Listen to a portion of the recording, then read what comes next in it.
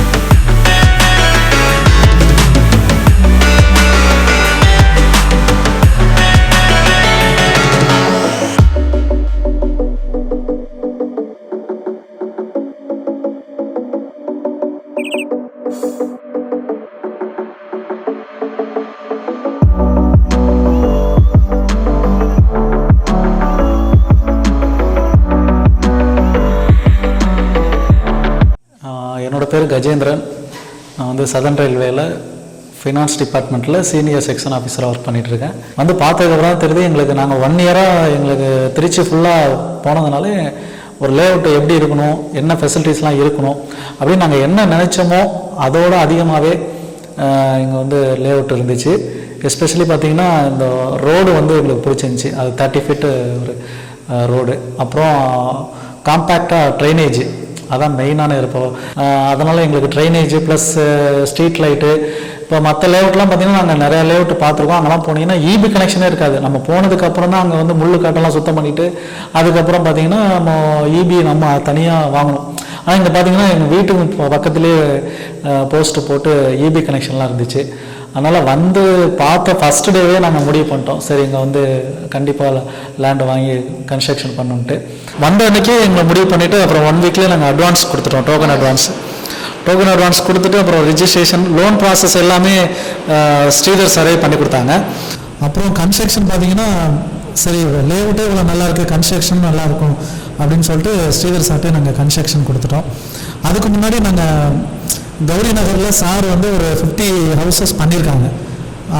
அது இல்லாமல் நம்பர் 1 டோல்கேட்டில் வந்து பார்த்திங்கன்னா அங்கே பண்ணி முடிச்சிருக்காங்க. எல்லாம் அவ்வளோ டிஸ்டன்ஸ் போக முடியல.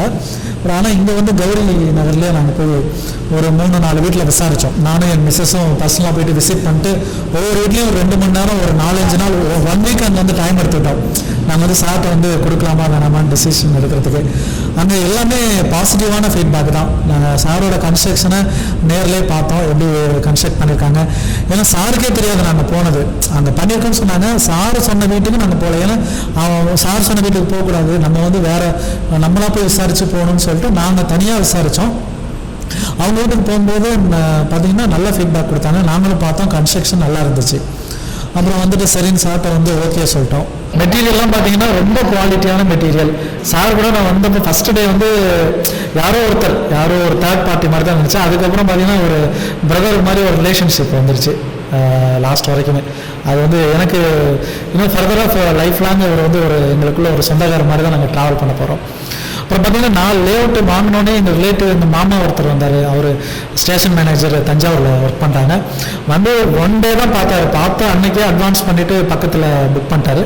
அப்புறம் என்னோட ஒர்க் பண்ணுற கொலீக் வந்து கோவொர்க்கர் ஒருத்தர் பின்னாடி சுரேஷன் ஒருத்தர் வாங்கியிருக்காரு. அவரும் 1 டே தான் வந்து விசிட் பண்ணார். இப்போ கூட ஒரு 2 கப்பிள்ஸ் வந்து வெளியில் இருந்தாங்க.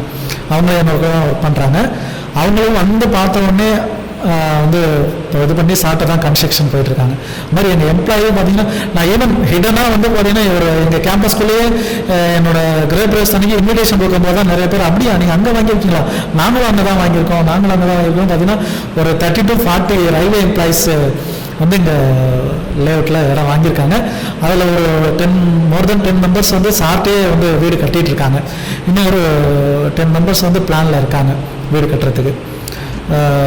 ரொம்ப சாட்டிஸ்ஃபைடாக எங்களுக்கு சார் வந்து பண்ணி கொடுத்துருக்காங்க.